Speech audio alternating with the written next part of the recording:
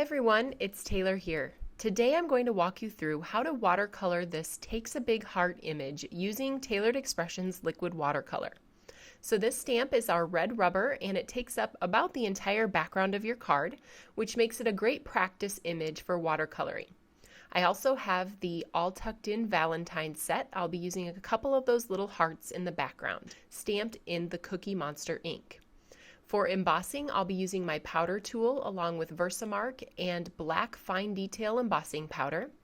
And then I'll be doing my watercoloring with our liquid watercolor in several different colors. I have Lollipop, Cherry Pop, Candy Corn, Lemon Meringue, Lime Zest, Jelly Donut, and Toffee. To dilute those watercolors, I'll be using our eyedropper bottle, and to paint, I have my Zig watercolor brush.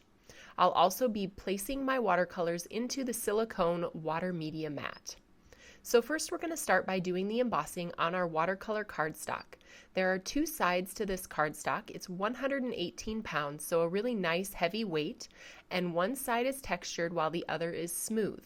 I will always do my stamping of images onto the smooth side, first conditioning that paper with the powder tool and then stamping in the Versamark. Then I will dump the black embossing powder over the top of my stamped image, and the powder tool that we use to condition the cardstock will help all of those little flyaway bits from sticking to your cardstock. Now if you still have a few of those, you can use a paintbrush just to get them out of the way before you do your heating. Once the image is heated, it's time to start our watercoloring. So I'm going to take one drop of each of these colors and place it inside each of the wells. And then I'm going to place another drop right on top of the well next to it. So I have two drops of undiluted color.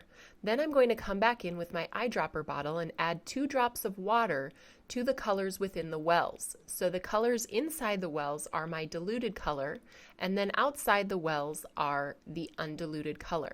So I'm starting first with the diluted color and painting that all through my image. Then I'm coming back with just a tiny little bit of that undiluted color and using that to shade toward the bottom of the image. When you're working with our liquid watercolor, it's important to either dilute the color before you paint it onto your paper or to dilute your paper with clean water before using the color.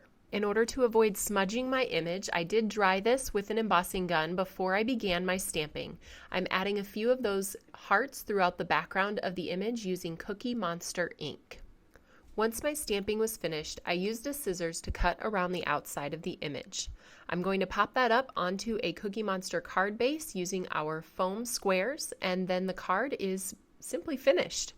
If you're just getting started with watercolor, I encourage you to try one of our larger images, as it's really good practice for shading to have a large open area to work within. Hopefully you learned something new from this video, and I can't wait to see what you create with liquid watercolor. You can find all of these products at the Tailored Expressions web store at tailoredexpressions.com.